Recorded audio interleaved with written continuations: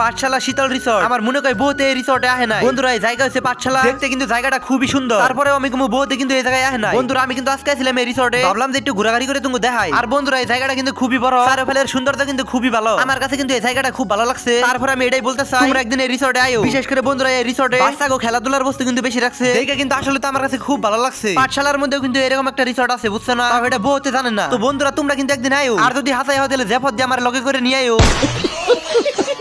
বন্ধুরা আমার জেফত দেওয়ার পরে ফার্স্টে কিন্তু আমি না করুম আই ফেরিছাম না, কিন্তু আমার অল্প জোর করবা, পরে দেখবা সুন্দর করে আই ফেরুম।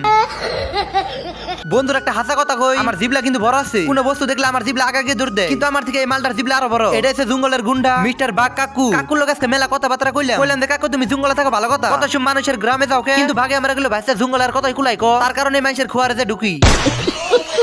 তারপরে দিয়া লারক ডন, আমি ভাবলাম যে এই মালটার লোকে দেখা হলো, মানে আমার এই মালটার লোকে দেখা করার ইচ্ছা চাল না। তারপরে দেখতে পেলাম আরং, আমি এই মালটার আরং না মেসিনি, তোমরা কি কো জানি না। ওই বন্ধুরা আরঙের মাংস খান যায়নি গো। তারপরে আমি দেখতে পেলাম আমাদের পরান পাখি ময়ূর। ময়ূর যে এত বড় থাকে আমি আজকে প্রথম দেখলাম বন্ধুরা। আমি ময়ূরের লগে বেশি কথা কই নাই, ওর মধ্যে এটাই কইছি যে যদি তোমার এনে পাক হাতা থাকতো তাহলে আমি এনে পাক বাইতে না কিতাবের ভিতরে থুয়ে বাচ্চা উঠাইতাম।